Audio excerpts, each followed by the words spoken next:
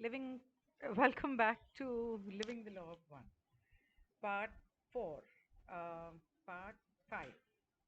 So, कारला अब तक बात कर रही थी पोलैरिटी एंड चॉइस की, और उसके बाद सर्विस टू सेल्फ की बातें कर रही थी। और सर्विस टू सेल्फ में बहुत कुछ आता है। सर्विस टू सेल्फ में माँ बाप की सेवा करना आता है, बच्चों को पालना आता है, पति की सेवा करना आता है, पत्नी की सेवा करना आता है, सास ससुर की सेवा करना आता है, जानवरों की सेवा करना आता है, मतलब जानवर पालना या सड़क के जानवरों का ध्यान रखना। ये सारी चीज़ें सर्विस टू अदर्स में गिनी जाती हैं। एक माँ जब एक बच्चे को पैदा करती है और पैदा करके उसे पाल पोस के बड़ा करती है, उसकी हर चीज़ का ध्यान रखती है। और बच्चे जब माँ बाप की सेवा करते हैं, उनकी हेल्प करते हैं, तो वो सब सर्विस टू अदर्स में गिना जाता है। कई बार लोगों को लगता है कि सर्विस टू अदर्स मतलब परायों की मदद करना ही सर्विस टू अदर्स होता है। नहीं, मतलब अगर आपने लॉ ऑफ वन देखी है तो इतना तो आपको भी पता चल गया होगा, पा ने बहुत अच्छे से समझाया है कि सर्विस टू अदर्स, किसी की भी आप मदद करो, किसी की भी सेवा करो, वो सर्विस टू अदर्स है।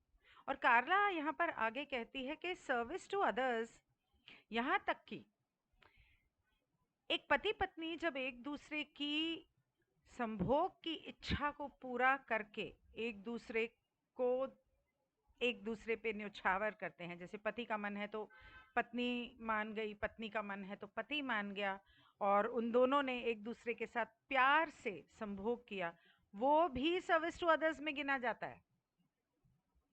और सिंगल लोग तो ऑफ कोर्स बहुतों की सेवा करते रहते हैं, बहुतों की करें, एक की करें, वो भी सर्विस टू अदर्स में गिना जाता है। लेकिन इसका मतलब ये नहीं है, ये भी रा ने समझाया है उसमें, कि रचेता ये प्रेफर करता है कि आप एक के साथ ऐसी सेवा सर्विस टू अदर्स करें। तो रचेता को ऐसे बच्चे ज़्यादा प्यारे हैं। खैर, ये तो अपनी अपनी फ्री विल है। रचेता इज नो जज and he is not going to sit here and जज, और वो कोई आप पर उंगली नहीं उठाने वाले। एज लॉन्ग एज आपने किसी का दिल नहीं दुखाया, all is well and good. तो आगे बढ़ते हुए कार्ला कहती है कि ये जब सर्विस टू अदर्स, दूसरों की सेवा के रास्ते पे आप चलते हैं, और हर क्षण में, हर पल में आप सोच समझकर ये फैसला करते हुए जिंदगी में आगे बढ़ते हैं कि मुझे इस क्षण में ये कर्म करते हुए जो मैं कर रहा हूँ या कर रही हूँ, क्या वो सर्विस टू अदर्स है? क्या उससे किसी का फायदा हो रहा है? क्या उसमें किसी का नुकसान तो नहीं हो रहा? मतलब आप अपना नुकसान करके भी दूसरों की अगर सेवा करते हो, तो आपका नुकसान भी तो नुकसान है। तो ऐसा नहीं कह रही हूँ कि ऐसा नहीं करना चाहिए, लेकिन अगर आपने प्यार से किया, दिल से किया, तो उसे कोई उसमें कोई हर्ज नहीं है। जबरदस्ती किसी ने आपसे करवाया, दैट इज नॉट डन। तो वो कहती है कि रोजमर्रा की जिंदगी में बहुत सारी चीजें होती हैं जो हमारे दिमाग में चलती रहती हैं। आमतौर पे लोग बोलते हैं ना, मुझसे मेडिटेशन नहीं होती, मेडिटेशन करने बैठो बहुत सारी चीजें दिमाग में चलती हैं। वो मेडिटेशन क्या, अगर आप अपने जिंदगी के हर पल में कोई काम भी कर रहे हो ना, उस समय पर भी आपके दिमाग में बहुत सारी बातें चल रही होंगी। आप खाना बना रहे हो और आप सोच रहे हो कि बच्चे को ये खाना अच्छा लगेगा, नहीं उसे ये ज़्यादा पसंद है, मैं थोड़ा ये ऐसे बना दूँ, अच्छा इसके साथ में उसे ये ज़्यादा पसंद है। दिमाग चल रहा है। आप कपड़े प्रेस कर रहे हो तो देखिए जल ना जाए, वो जाता होगा कहीं काम पे, ऑफिस में, या बेटी काम पर जाती है तो उसका मजाक नहीं उड़ना चाहिए, अच्छा ये बटन टूट गया, मैं बटन लगा दूं। ये औरतों का स्वभाव होता है, आजकल की औरतों का नहीं पता।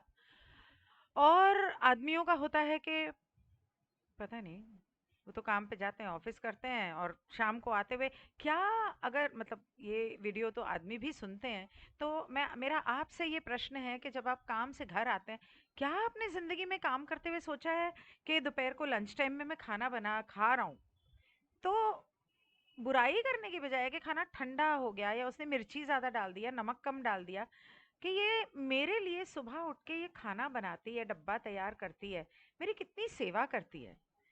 तो खाना खाने के बाद उसे एक फ़ोन करके बोल दूँ कि खाना आज बड़ा अच्छा बना था, क्या कर रही है तू? कैसी है? क्या आपने ये कभी किया है? ये भी सर्विस टू अदर्स है।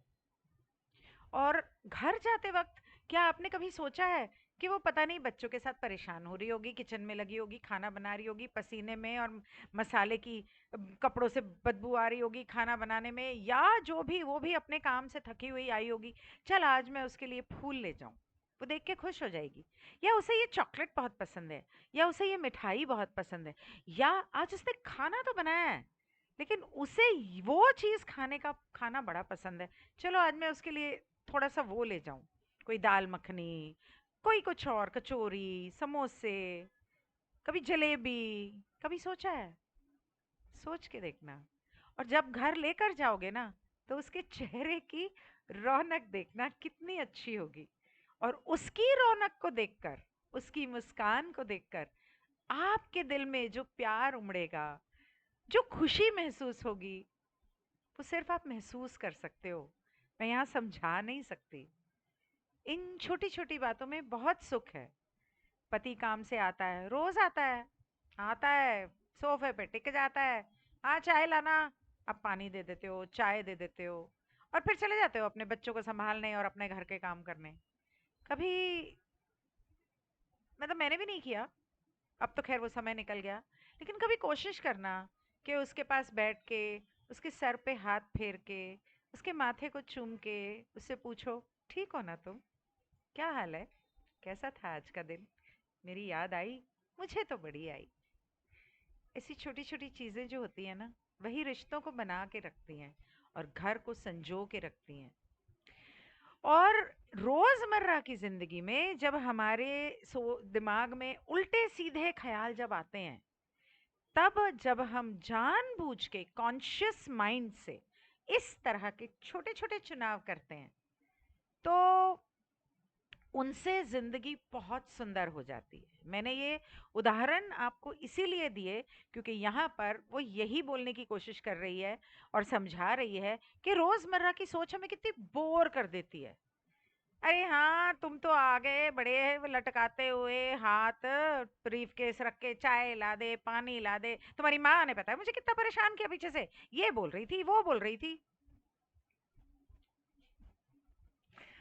यही थका हुआ वो आया है।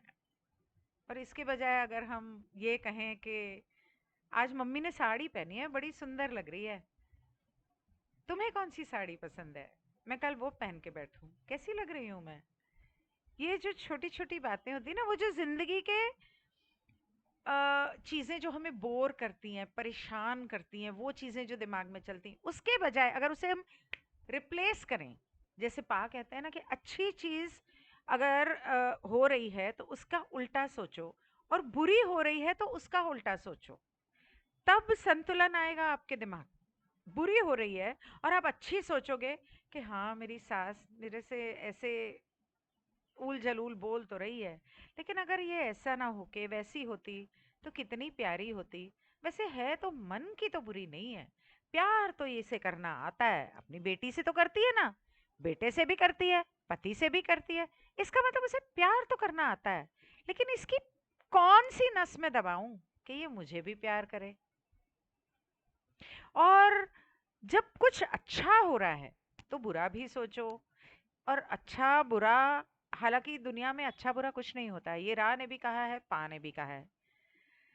लेकिन जैसे आप बहुत खुश हो तो ये सोचो कि ये जो इस समय पर हो रहा है मुझे इतनी खुशी मिल रही है, अगर कहीं भगवान ना करे, नहीं बोलना चाहिए, भगवान ना करे कभी नहीं बोलना चाहिए, God forbid is a better word, या अ, अगर कहीं ऐसा हो जाता कि ये इंसान ऐसा ना करके ऐसा करता तो कितना बुरा होता। शुक्र है ये ऐसे कर रहा है और वैसे नहीं कर रहा। तो वहां पर आपने वो संतुलन पैदा किया और जो कुछ भी हो रहा है अपने उस अनुभव और उस इंसान में प्यार देखा और वहां पर आपने ईश्वर का शुक्र किया। तो जब आमतौर पे पा कहते हैं, और यहाँ पे जैसे लिखा है कि बुरा में अच्छा, अच्छे में बुरा। यहाँ बुरे में अच्छा, बुरा अच्छे में बुरा नहीं लिखा, लेकिन ये लिखा है कि जब आपकी जिंदगी में ये छोटी छोटी रोजमर्रा की बातें चलती रहती हैं दिमाग में, तो वो बहुत ही आ, ठहरा हुआ पानी की तरह, मतलब बदबूदार होता है। और वहां पे आप बोर हो जाते हो, थक जाते हो। अरे रोज वही, रोज का रोना, क्या सब्जी बनाऊं, कुछ भी बना दो, रोज का वही रोना। बाई देर से आई, या मेड देर से आई, या उसने खाना ठीक से नहीं बनाया, या उसने सफाई ठीक से नहीं की। रोज का रोना। और रोज के रोने से रोज तो परेशान होते हैं, लेकिन उस वहां पर जब आप अपने दिमाग में अपनी सोच को बदलकर उसे दूसरों की सेवा की तरफ और प्रेम, करुणा और सद्भावना से उमड़ते हुए हर कार्य में, हर सोच में आप उसे बदल देते हो, तो वही चीजें आपको बहुत सुहानी लगने लगती हैं, और जिंदगी सुधर जाती है। जिंदगी इतनी बड़ी हो जाती है। बड़ी का मतलब मैं समझाती हूँ। बड़ी से मतलब, अभी हमारा परिवार है, मैं, एक परिवार, इतना, मियाँ बीवी बच्चे माँ बाप सास ससुर भाई बहन, इतना। थोड़ा और बड़ा, रिश्तेदार आ गए, दोस्त आ गए, नजदीकी दोस्त आ गए। थोड़ा और बढ़ा, पड़ोसी आ गए। थोड़ा और बढ़ा, समाज आ गया, स्टेट के लोग, शहर के लोग, देश के लोग, ये मेरे लोग। बस इतना ही सीमित, इतनी सारी उसमें दीवारें। धर्म, जात, शहर, स्टेट, देश, इतनी सारी दीवारें। मतलब इन इस अपने परिवार में भी हमने इतनी सारी दीवारें डाल रखी हैं। तो जब आप दूसरों की सेवा की तरफ जाते हो, उस तरह से सोचते हो, ये सारी दीवारें टूट जाती हैं, अपने आप गिर जाती हैं। और तब आपको पता चलता है कि ये सभी तो मेरे अपने हैं, ये सभी तो मैं हूं। मुझ में और इनमें फर्क क्या है? Law is one. हम सभी के अंदर उसी ईश्वर का एक अंश है। हम सभी एक हैं। तो ये दीवारें क्यों? और जब आप दूसरों की सेवा की तरफ जाने को होते हो, तो आपका ये जो दायरा है, ये बढ़ने लगता है। सिर्फ देश क्यों, पूरी दुनिया मेरी अपनी है। दुनिया के सारे लोग अब मेरे अपने हैं। और सिर्फ इंसान क्यों, ये जानवर मेरे अपने हैं, ये पेड़ पौधे मेरे अपने हैं, ये धरती माँ मेरी अपनी है, ये आकाश, ये तारे, सभी तो मेरे अपने हैं। कितना बड़ा हो गया दायरा। तब आपकी दुनिया इतनी बढ़ने लगती है, बदलने लगती है, सुंदर होने लगती है, कि आपको हर जगह सिर्फ प्रेम नजर आता है। अगर आप प्रेम की आंखों से देखोगे, सद्भावना करुणा की आंखों से देखोगे, तो आपको सिर्फ प्रेम नजर आएगा। हाँ, अगर आप ऐसा नहीं करते हो, तो फिर आपको बहुत सारी चीजें नजर आएंगी। और अगर आप प्रेम की भावना से देखते हो, तो ये जो बीच में बहुत सारे दीवारें आपने खड़ी की हैं, या जो आपको सिखाया गया है बचपन से, सामाजिक, या जो हमारे दिमागों में भरा हुआ है, ये बहुत सारी चीजें हटने लगती हैं। सब अपने लगते हैं, सब अपना परिवार लगते हैं।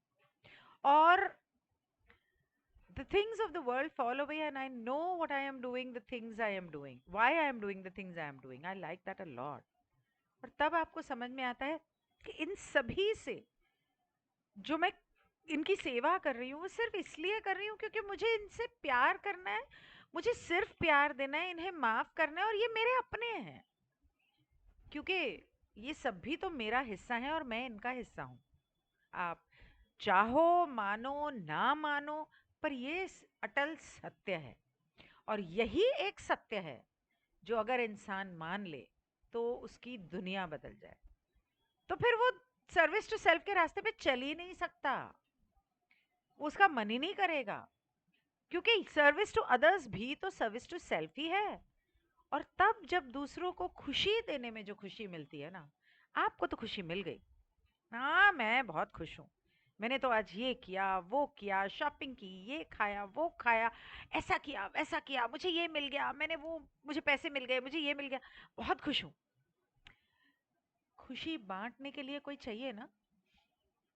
किसी के साथ तो बांटोगे। सर्विस टू सेल्फ कब तक करोगे? कोई पति पत्नी बेटा माँ बाप भाई बहन, कोई तो चाहिए जिसके साथ ये खुशी बांटो कि हाँ देखो मैं कितनी खुश हूँ, मुझे ये मिला, मुझे ये खुशी मिली, मुझे ये सुकून मिला, मुझे ये तरक्की मिली। और तब अगर आप सर्विस टू सेल्फ के रास्ते पे हो तो आपकी खुशी बांटने के लिए कोई नहीं होगा आपके साथ।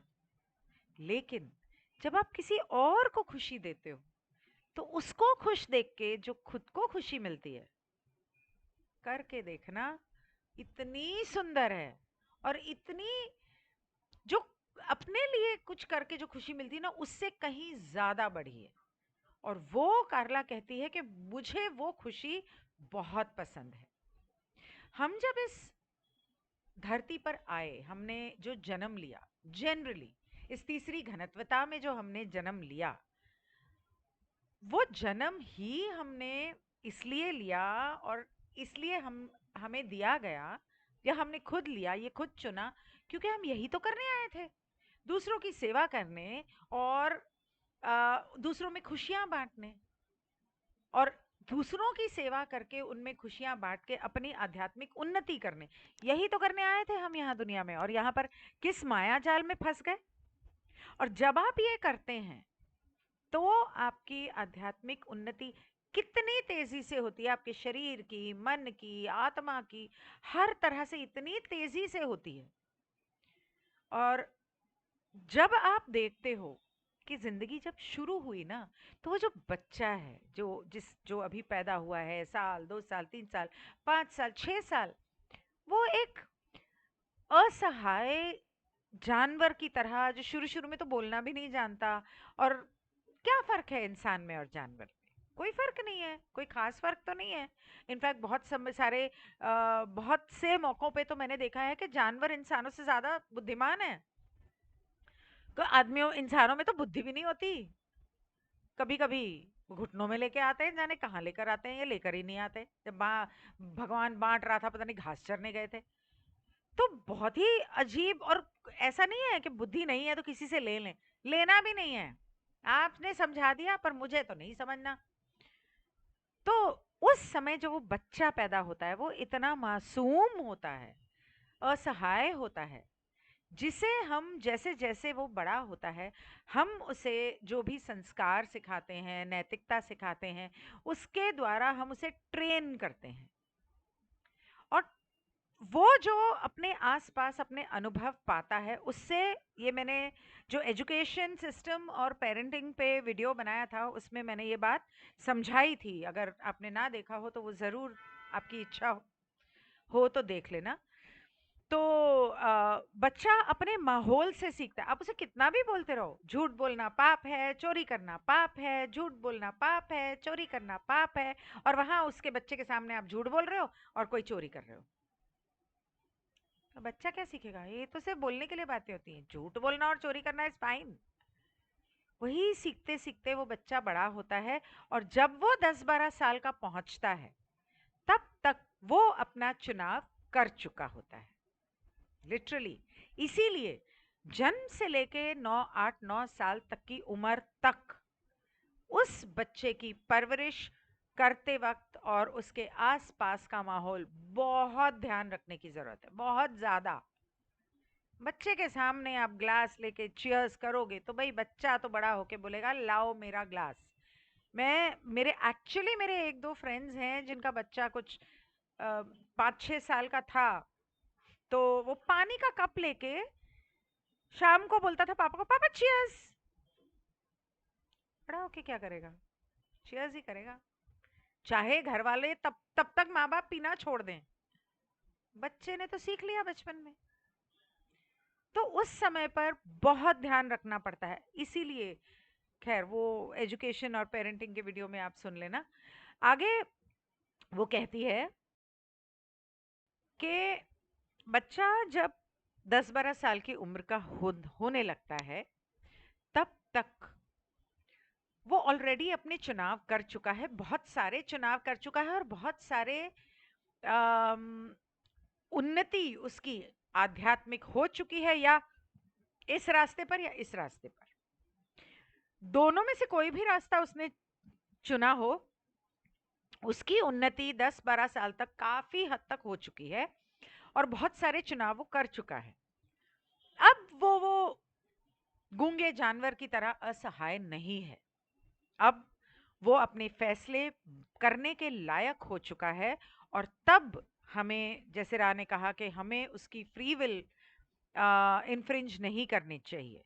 हम उसे समझा सकते हैं, उसकी फ्री विल इन्फ्रिंज नहीं कर सकते जब तक कि वो सही फैसले करने के लायक नहीं हो गया। लेकिन 10-12 साल की उम्र तक वो अपने फैसले करने के लायक हो जाता है। और जरूरी नहीं है कि वो सर्विस टू अदर्स का फैसला करे, दोनों में से कोई भी फैसला कर सकता है। वो एक साधु के घर एक चोर भी पैदा हो सकता है, चोर के घर साधु भी। तो ये तो अलग बातें हैं, वो तो बिलीफ सिस्टम्स हैं और वगैरह वगैरह, उसके ऊपर मैं अभी इसके बाद वीडियो बनाऊंगी। तो वो अपने चुनाव कर चुका है, जरूरी नहीं है कि वो सही चुनाव करे, लेकिन जरूरी ये है कि आपने जो भी चुनाव किया या उस बच्चे ने जो भी चुनाव किया, हर चुनाव जब तक आप सोच समझ के जागरूक मन से नैतिकता, अगर आपको सर्विस टू अदर्स करना है, दूसरों की सेवा करनी है या सर्विस टू सेल्फ करना है, जो भी करना है सोच समझ के, क्योंकि यहाँ पर हम सर्विस टू अदर्स की बात कर रहे हैं, तो मैं सर्विस टू अदर्स की बात करूंगी कि नैतिक तौर पर अगर आपने फैसले नहीं किए, सही गलत का तोला नहीं आपने, उस आपके फैसले से किसका कितना फायदा हो रहा है और किसका कितना नुकसान हो रहा है, इस बात को नहीं तोला, तो फिर आपकी आध्यात्मिक उन्नति बहुत कम और धीरे होगी। अब किसका, आप जब दूसरों की सेवा कर रहे हो, वो किस हद तक सेवा है या नहीं है, इसके आर्ग्यूमेंट्स बहुत सारे हो सकते हैं। एक इंसान, मसलन एक आदमी एक लड़की का रेप कर रहा है, दूसरे आदमी ने आके उस लड़की को बचाने के चक्कर में उससे लड़ा और गलती से उसके हाथ से खून हो गया या उसने कर दिया, यहां तो उसने उस लड़की की सेवा की, लेकिन उसने खून किया। पाप तो पाप है, गलत तो गलत है, क्राइम तो क्राइम है।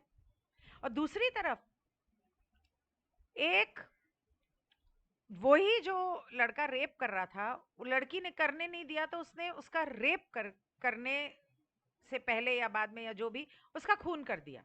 अब ये भी खून है, वो भी खून है, तो सही गलत को कैसे तोलोगे? ये तो मैंने बहुत एक्सट्रीम केसेस बता दिए। लेकिन जैसे एक कहानी सुनी थी कि गांधी जी से एक बार कहा गया, क्या आप झूठ बोलते हो? कहते मैं कभी झूठ नहीं बोलता, लेकिन अगर कोई चोर आपके सामने पीछे आके छुप जाएगा और पुलिस आएगी उसे ढूंढने, और आप बोल दोगे कि नहीं वो यहाँ, आप क्या बोलोगे कि यहाँ है या नहीं है? तो ऐसा कुछ था, मुझे पूरा याद नहीं। गांधी जी ने कहा अगर वो देश की सेवा कर रहा है और अंग्रेज लोग आके मुझसे पूछते हैं तो मैं तो कह दूंगा नहीं है। और अगर वो किसी का दिल दुखा के चोरी करके आ रहा है, किसी जरूरतमंद से चुरा कर आ रहा है, तो फिर तो मैं बताऊंगा कि हाँ यहीं बैठा है। और किसी अमीर लुटेरे के घर से चुरा कर आया है क्योंकि वो भूखा है या उसको अपने बच्चों को और घर वालों को रोटी खिलानी है, तो फिर मैं उसके बारे में पुलिस को क्यों बताऊं? हर चीज को, सही गलत को तोलने के लिए हर पहलू को देखना पड़ता है। जैसे इससे पहले के सेशंस में मैंने बताया कि कार्ला ने बताया था कि सही गलत में आपको बिगर पिक्चर देखनी होती है, मतलब पूरा सब चीजों को ध्यान में रखना होता है। और वो कहती है कि मेन बात तो ये है कि जब हम ये चुनाव करते हैं, सही और गलत का चुनाव करते हैं और उस रास्ते पर चलते हैं, और रोजमर्रा की जिंदगी में हम एक एक चुनाव सोच समझ के उस तरह से करते हैं, तभी हमारी आध्यात्मिक उन्नति तेजी से होती है। और ये तेजी से जो आध्यात्मिक उन्नति हो रही है, हम उसके लिए खुद को तैयार कर रहे हैं, क्योंकि जैसे क्रिश्चियंस में ग्रेजुएशन डे, जजमेंट डे होता है, मतलब जिस दिन आप मरते हो उस दिन आपके पाप पुण्य तोले जाते हैं। ये मुस्लिम्स और क्रिश्चियंस दोनों में कहा जाता है। उसको यहाँ रा ग्रेजुएशन डे बोलता है। तो ग्रेजुएशन डे जो होता है, जब ये समय आता है जब आप कुदरती तौर पर आपकी जान जाती है, तो उसके लिए हमें तैयार रहना होता है। और वो कहती है कि आप क्या चाहोगे कि जब आपका वो जजमेंट डे आए, ग्रेजुएशन डे आए, तो आप प्यार की घनत्वता, चौथी घनत्वता में जाओ, या आप चाहोगे कि आप मर के फिर वही 76,000 साल के लिए पुनर्जन्म लेते रहो।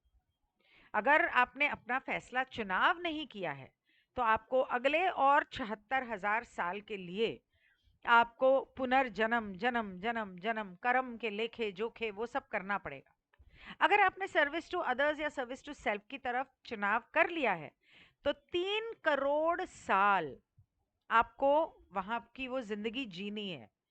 ये वाला चुनाव कर लिया, दूसरों की सेवा वाला, तो आपके 3 करोड़ साल सिर्फ प्यार में बीतेंगे। और सर्विस टू सेल्फ वाला अगर आपने फैसला कर लिया, तो 3 करोड़ साल वहां पर आपको लड़ना झगड़ना, कोड़े पर भी पड़ेंगे, सब कुछ पहले तो बुरा होगा, क्योंकि वहां जो ऊपर वाले बैठे हैं वो आपको ऊपर आने ही नहीं देंगे, वो तो आपको गुलाम बना के रखेंगे। और उसके बाद वो कहती है कि ज्यादातर हम लोग चाहेंगे कि प्यार की घनत्वता की तरफ हमारा ग्रेजुएशन हो, और इस तरफ हम ना जा सके, और ना हमें वो बार बार पुनर्जन्म लेना पड़े। तो अगर इसे हम नंबर्स में डालें, तो रा ने कहा है कि 51% आपको दूसरों की सेवा करनी है, और दूसरों के अपनी सेवा के रास्ते पर भी आपको 5% दूसरों की सेवा करनी पड़ती है। आप इससे ज्यादा तो कर सकते हैं, लेकिन 1% अगर इससे कम अगर आपका हुआ, तो आप लटक जाओगे।